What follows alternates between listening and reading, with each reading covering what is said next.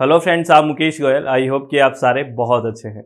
और फ्रेंड्स, आज हम बात करेंगे आपके यूजीसी नेट के पेपर वन के कुछ बहुत इंपॉर्टेंट जो क्वेश्चंस हैं, जो नए कंसेप्ट्स मान सकते हैं, जो क्योंकि आपको पता है नई नई चीज़ें आती रहती है। तो जो अभी एग्जाम हुआ था उनमें किस तरह के क्वेश्चंस आए थे, कैसे नए कंसेप्ट्स को हमें सीखना है, तो इन क्वेश्चन से देखते हैं। और अपने आप को अभी आप एक बार चेक करके देखो ये क्वेश्चंस आपको आते हैं कि नहीं।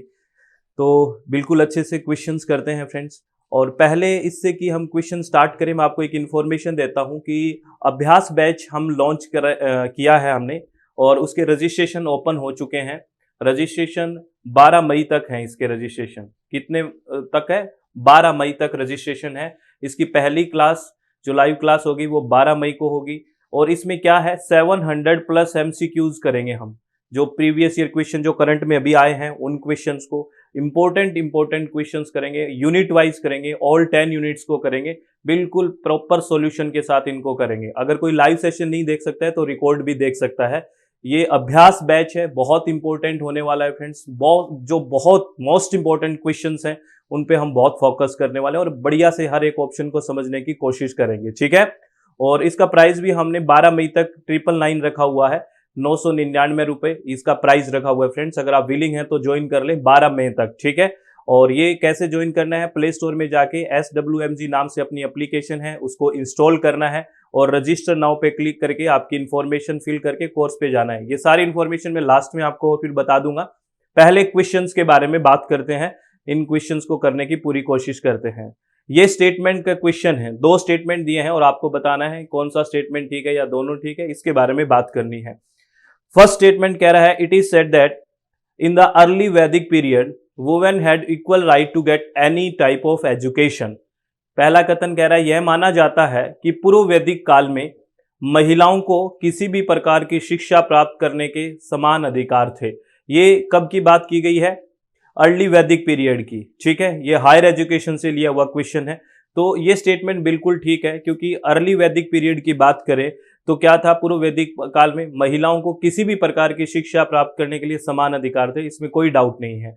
अगर हम स्टेटमेंट सेकंड की बात करते हैं, पहला स्टेटमेंट तो बिल्कुल ठीक है। सेकंड स्टेटमेंट कह रहा है, in the last phase of Vedic period as there were no separate gurukuls for girls of the age 12 year of and above they couldn't receive higher education. ये कह रहा है वैदिक काल के अंतिम चरण में वहां जहां 12 वर्ष या इससे ऊपर की आयु की बालिकाएं हेतु कोई अलग गुरुकुल नहीं थे, इसलिए वे उच्च शिक्षा प्राप्त नहीं कर सकी। यानी कि यह है last phase of Vedic period के बारे में बात की गई है कि अलग से कोई भी किसी भी तरह के गुरुकुल नहीं थे जो 12 साल या 12 साल के ऊपर की जो बालिकाएं थी उनके लिए। तो ये भी स्टेटमेंट बिल्कुल ठीक है। अर्ली वैदिक वाली बात भी ठीक है और last phase of Vedic period वाली बात भी ठीक है। यानी कि दोनों के दोनों स्टेटमेंट है वो बिल्कुल करेक्ट है। बोथ स्टेटमेंट्स आर ट्रू, ये आपको ध्यान रखना है। अच्छा क्वेश्चन है, ठीक है। ये हायर एजुकेशन सिस्टम से आपका जो आपकी 10 यूनिट है उससे लिया गया है, ठीक है। अब बात करते हैं इस क्वेश्चन के बारे में। ये कह रहा है, ये एक तरह से जो टीचिंग के मेथड है वहां से लिया हुआ क्वेश्चन है। ये कह रहा है, which among the following is based on passive learning where the child listen to teachers and follows direction from them। निम्नलिखित में से कौन निष्क्रिय अधिगम पर आधारित है जिसमें बच्चा शिक्षकों को सुनता है तथा उनके द्वारा दिए गए निर्देशों का अनुपालन करता है। मतलब कहने का मतलब यहाँ पे जो स्टूडेंट होता है वो एज ए पैसिव लर्नर होता है, वो एक्टिवली पार्टिसिपेट नहीं करता। तो आपको पूछा ये कौन सा है, जैसे लेक्चर मेथड है तो लेक्चर मेथड में स्टूडेंट ज्यादा इन्वॉल्व नहीं होता, स्टूडेंट से टीचर सेंट्रिक होता है, तो वहां पैसिव लर्नर बन जाता है। तो ये कैसा मेथड है, ये बात पूछी है। तो कोऑपरेटिव लर्निंग तो नहीं है, उसमें तो साथ मिलके वाली बात होती है।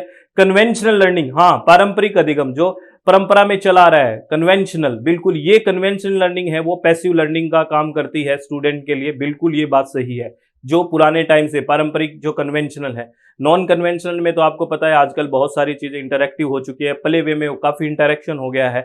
लेकिन कौन सा इसमें राइट आंसर आएगा, क्योंकि पैसिव लर्निंग की बात की है तो कन्वेंशनल या पारंपरिक अधिगम के बारे में बात करेंगे इस क्वेश्चन में, ठीक है। तो इसका राइट आंसर क्या हो गया, सेकंड। चलो, ये भी अच्छा क्वेश्चन था। नेक्स्ट क्वेश्चन की बात करते हैं। ये कह रहा है, ये भी हायर एजुकेशन सिस्टम से क्वेश्चन है, ये आपका कमिटी और कमीशन से क्वेश्चन लिया हुआ है। ये कह रहा है, the recommendation that no student should be allow to specialized in teaching a subject unless he had it in BA BSc was made by।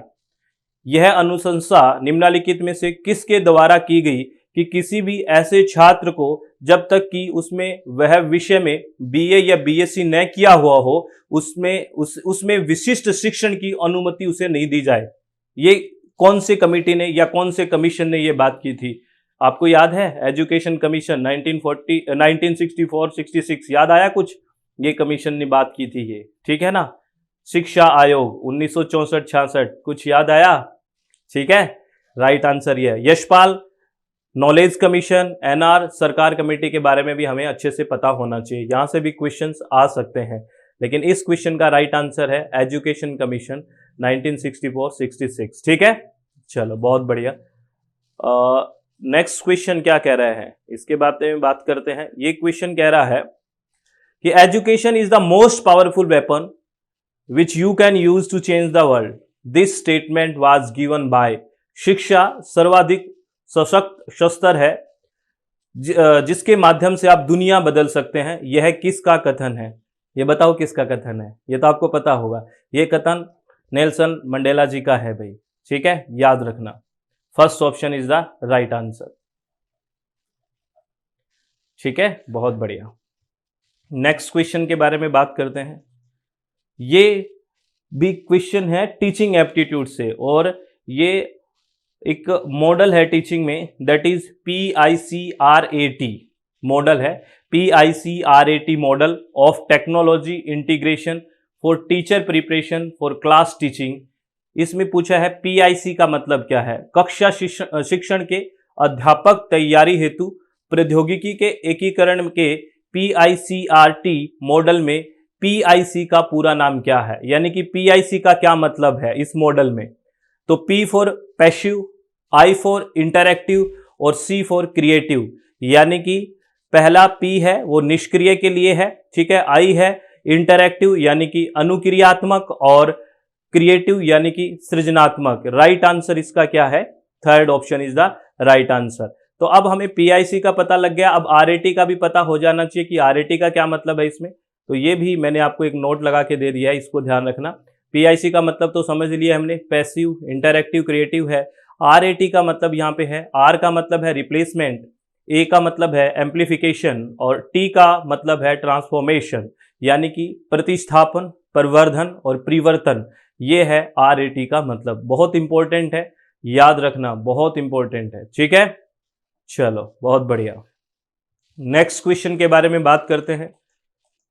हाँ, ये आप देखते होंगे जब हम कई बार रेफरेंस लिखते हैं तो एट ऑल लिख देते हैं लास्ट में। इसका क्या मतलब है? बहुत बेसिक क्वेश्चन है, लेकिन आपसे गलतियां होने की पूरी संभावना है। ये कह रहा है researcher while writing manuscripts often use the abbreviation at all it's means. शोधकर्ता पांडुलिपि या हस्तलिपि लिखते समय प्राय संक्षेप में एट ऑल का प्रयोग करते हैं। इसका अर्थ क्या है? बताइए क्या अर्थ है इसका? इसका अर्थ है एट ऑल का एंड अदर्स, और भी है इसमें। जैसे कई आप क्या लिख देते हैं? और अन्य। इसका क्या मतलब है? और कई बार कंफ्यूज हो जाता है एक्स्ट्रा अल्टरनेट ऐसे में। इसका मतलब है एंड अदर्स, और अन्य, क्योंकि कुछ आपने ऑथर्स के नाम लिखे उसके बाद एट ऑल लिख देते हो कि कुछ और भी है। एट ऑल का मतलब ये है, यानी कि एंड अदर्स, और अन्य भी हैं, ठीक है। चलो इसका एक नोट भी मैंने आपको दे दिया, लिखे। ये लैटिन शब्द है एट ऑल, और इसको एट एलाई बोलते हैं। इसका मतलब है एंड अदर्स, है ना। The abbreviation is used when citing a source with multiple authors, है ना। जब कई सारे ऑथर्स होते हैं, एक से अधिक लेखक होते हैं, उनका स्रोत का जब हवाला देते हैं कि हमने यहाँ से लिया है, यहाँ से लिया है, तो हम एट ऑल लिख देते हैं, ठीक है। ये भी ध्यान रखना है, बहुत इंपॉर्टेंट है। चलो बहुत बढ़िया। नेक्स्ट क्वेश्चन के बारे में बात करते हैं। ये question people development and environment का क्वेश्चन है। मिलेनियम डेवलपमेंट गोल और सस्टेनेबल डेवलपमेंट गोल से घुमा फिरा के हर बार कोई ना कोई क्वेश्चन पूछ ही लेते हैं, ठीक है। ये है millennium development goals were set to achieved by 2030। सहस्त्राब्दी विकास लक्ष्यों को वर्ष 2030 तक प्राप्त करने का लक्ष्य रखा गया था। क्या ये बात ठीक है? नहीं है। मिलेनियम डेवलपमेंट गोल 2000 में आए थे, और आपको पता है 2015 तक अचीव करने की बात हुई थी मिलेनियम डेवलपमेंट गोल को। तो ये स्टेटमेंट बिल्कुल गलत है, ठीक है ना। यहां अगर 2015 आता तो ठीक हो जाता। सेकंड स्टेटमेंट क्या कह रहा है, sustainable development goals were set to achieved by 2015 संधारणीय विकास लक्ष्यों को वर्ष 2015 तक प्राप्त करने का लक्ष्य रखा गया था, नहीं इसको 2030 तक रखा गया था, तो ये भी गलत हो गया। मींस दोनों उल्टे लिखे हुए हैं, अगर 2015 ऊपर आता 2030 नीचे आता तो दोनों ठीक हो जाते। देखो यही कंफ्यूजन हो जाता है, ये दोनों स्टेटमेंट गलत हो गए और एग्जाम में एक दूसरे में ना सेग्रीगेट करना मुश्किल होता है, जल्दबाजी बहुत हो जाती है और वहां ये गलत हो जाता है। हो गया होगा गलत ना, ठीक है, ये दोनों स्टेटमेंट क्या है, गलत है। Both statement first and second are incorrect, ध्यान रखना। इजी क्वेश्चन है बहुत, लेकिन ये जल्दबाजी में गलत हो जाता है, तो उसी की प्रैक्टिस के लिए हम अभ्यास करेंगे अभ्यास बैच में, ये छोटी छोटी कमियों का एकदम अच्छे से ध्यान देंगे, ठीक है, बिल्कुल बढ़िया से। और 700 क्वेश्चंस मेरे हिसाब से अगर टॉप के 700 क्वेश्चन किए जाएं यूनिट वाइज, ठीक है ना, क्योंकि एक यूनिट में मोस्ट इंपोर्टेंट क्वेश्चन 70-80 क्वेश्चन आप निकाल के आते हो 100 के लगभग,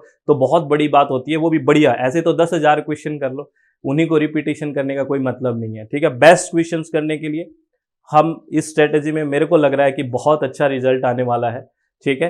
ये आगे क्या क्वेश्चन है ये देखियो, ये कह रहा है कि official languages for international solar alliance are, अंतर्राष्ट्रीय सौर संधि के लिए आधिकारिक भाषाएं कौन कौन सी है। इंटरनेशनल सोलर अलायंस आपको पता होगा, ठीक है, जिसका गुरुग्राम में हेड ऑफिस है, जिसमें फ्रांस के जो पॉलिटिशियन भी आए थे इनॉग्रेशन में प्रधानमंत्री जी मोदी जी के साथ, तो आप बताओ उसमें कौन कौन सी भाषा है। वो एक तरह से ऑफिशियल लैंग्वेज है, एक तो हिंदी, ठीक है, इंग्लिश और फ्रांस के आए थे तो फ्रेंच, ये तीनों ऑफिशियल लैंग्वेज है, ए बी और सी। तो बिल्कुल अच्छे से क्वेश्चन इसकी बात करते हैं हम कि ये आए थे साथ, ये आए थे इनॉग्रेशन में, ठीक है। तो इसकी हिंदी, इंग्लिश और फ्रेंच, ये जो तीनों भाषाएं हैं, ये क्या है, इसकी ऑफिशियल लैंग्वेजेज है, ये आपको याद रखना है।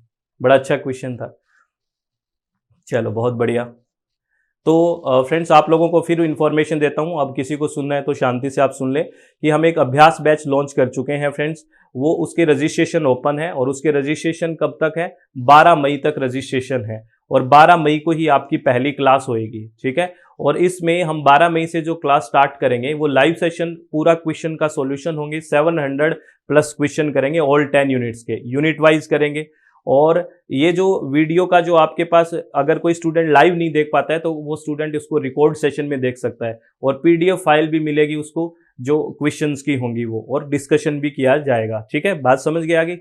और कोई स्टूडेंट लाइव नहीं देख पाता है तो रिकॉर्डेड भी देख सकता है। तो कैसे ज्वाइन करना है, SWMG ऐप को आप इंस्टॉल करोगे प्ले स्टोर से और उसके बाद रजिस्टर नाउ पे क्लिक करोगे, फिर आप आपका नाम, आपका फ़ोन नंबर, आपका ईमेल एड्रेस और खुद का पासवर्ड क्रिएट करके रजिस्टर नाउ पे क्लिक करोगे। अब कोर्स पे क्लिक करोगे, जब कोर्स पे क्लिक करोगे तो आपको बैनर दिखेंगे, है ना, और कैसे बैनर दिखेंगे, जैसे अगर आपको डिटेल कोर्स थ्योरी का करना है ज्वाइन तो आप ये ज्वाइन कर सकते हो, ठीक है ना, टारगेट बैच। अगर आपको सिर्फ क्वेश्चन प्रैक्टिस करना है, अभ्यास बैच, ये ज्वाइन कर सकते हो। अगर paper two environment science join करना है तो आप यहाँ पे व्यू मोर करके कर सकते हो। और अभ्यास बैच की जो फीस है, कई बच्चे पूछ रहे थे, 999 है फ्रेंड्स ये, और ये 12 मई तक है, ठीक है ना, 12 मई 2023 तक ये फीस रखी गई है। अगर यहाँ तक आप अपनी सीट बुक करवा लेते हैं तो, और पहली क्लास 12 मई से स्टार्ट होगी और लगभग हम 700 प्लस इस क्लास में क्वेश्चंस करने वाले हैं, ठीक है। और इसमें लाइव सेशन होंगे, है ना, प्रॉपर डिस्कशन होगा। अगर कोई स्टूडेंट लाइव नहीं देख पाता है तो रिकॉर्ड देख सकता है। रेज हैंड का भी ऑप्शन होगा, अगर आपको कोई डाउट आता है तो रेज हैंड करके आप डाउट क्लियर कर सकते हैं, ठीक है फ्रेंड्स। और नोट्स भी मिलेंगे आपको, पीडीएफ फाइल्स मिलेगी हिंदी और इंग्लिश माध्यम दोनों में। तो आपको ऑल द वेरी बेस्ट, अच्छे से अपने चित्त को शांत रखें और बढ़िया से पढ़ाई करते रहें, किसी भी तरह की टेंशन ना लें फ्रेंड्स। बहुत अच्छे से क्वेश्चंस को करना है, क्योंकि ये जो हम बात कर रहे हैं, क्योंकि हम थ्योरेटिकल पार्ट तो बहुत बार कर लेते हैं, कई बार कर लेते हैं, वहाँ पे जाके हमसे क्वेश्चन हैंडल नहीं होते। इसी चीज़ को सोच के ये अभ्यास बैच लॉन्च किया गया फ्रेंड्स कि ये जो हमें कमी है इसको भी हम दूर करें अच्छे से। अगर ये कमी रहेगी तो हमें तो फाइनली सिलेक्शन भी तो चाहिए, ये नहीं कि मैंने थ्योरी कर ली भाई, उसके बाद हमें उसको हिट भी करना आना चाहिए, ठीक है ना। तो इसी मकसद को देखते हुए हमने इस पे काम किया है, तो मे भी ये बहुत सक्सेस होने वाला है और आपके कोऑपरेशन की तो बहुत ज़्यादा ज़रूरत है। तो ऑल द वेरी बेस्ट, बहुत बहुत धन्यवाद, thank you, thanks a lot friends. Hello friends, आप मुकेश गोयल, आई होप कि आप सारे बहुत अच्छे हैं। फ्रेंड्स, क्या आपको यूजीसी नेट पेपर को हैंडल करने में प्रॉब्लम आ रही है? कई बार ऐसे लगते हैं कि सारे ऑप्शन भी ये ठीक से हैं, एक जैसे से ऑप्शन लग रहे हैं। तो अगर आप इन कंसेप्ट्स को क्लियर करना चाहते हैं और अच्छे से तैयारी करना चाहते हैं चित्त को शांत करके, तो हमारे साथ आप SWMG एप्लीकेशन पे जुड़ सकते हैं, जिसपे हम लाइव सेशन लेते हैं और लाइव सेशन के साथ अगर कोई नहीं देख पाता है तो रिकॉर्डेड सेशन भी उनको मिलते हैं और हिंदी और इंग्लिश माध्यम में दोनों में तैयारी करवाते हैं और PDF नोट्स भी होते हैं। अगर आप चाहते हैं तो उनका प्रिंट निकलवा सकते हैं और एकदम क्लास में एक फैमिलियर माहौल रखते हुए रेज हैंड का ऑप्शन रखते हैं। अगर किसी स्टूडेंट को डाउट आता है पढ़ते टाइम तो रेज हैंड करके वो कंसेप्ट्स को क्लियर कर सकता है, अपने डाउट्स को क्लियर कर सकता है और बिल्कुल हम टू द पॉइंट कि इस कंसेप्ट से किस तरह के क्वेश्चंस बने हुए हैं, आगे किस तरह के क्वेश्चंस बन सकते हैं, उस पर बात करते हैं। SWMG ऐप को इंस्टॉल करें, रजिस्टर करें। Thanks a lot friends.